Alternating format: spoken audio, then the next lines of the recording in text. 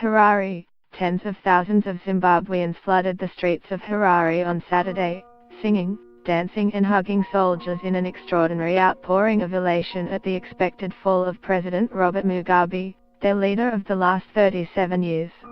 Mugabe, the only ruler Zimbabwe has known since independence from Britain in 1980, has been holed up in his lavish blue-roof compound, from where he has watched support from his ZANU-PF party, the security services and the people evaporate in the wake of a military seizure of power on Wednesday.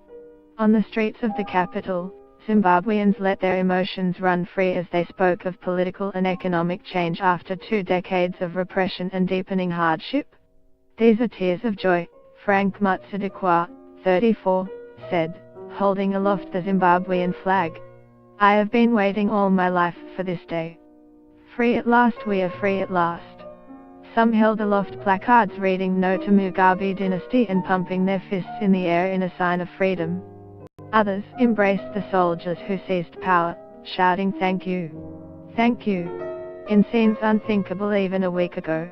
"These are our leaders now," said Remember Moffat, 22, waving a picture of Army Commander Constantino Chiwenga and Emerson Mnangagwa, the former vice president whose sacking this month precipitated the military intervention. "My dream is to see a new Zimbabwe. I have only known this tyrant called Mugabe my whole life." Get the latest news and updates emailed straight to your inbox. By submitting your email, you are agreeing to Fairfax Media's terms and conditions and privacy policy. The ruling ZANU-PF called on Friday for Mugabe to resign, the main state newspaper The Herald reported, in a clear sign that the 93-year-old leader's authority has gone. Mugabe is admired by some in Africa as an elder statesman and anti-colonial hero, but many more at home and abroad revile him as a dictator happy to resort to violence to retain power and to run a once promising economy into the ground.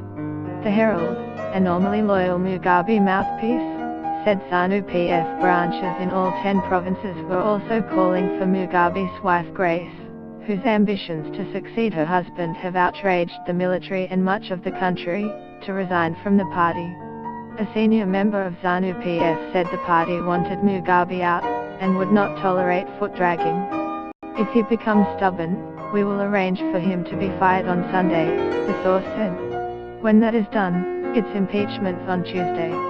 Pointedly, the military threw its weight behind Saturday's Solidarity March, part of an apparent attempt to give its use of force a veneer of massive popular support, to avoid the diplomatic backlash that normally follows coups. Reuters.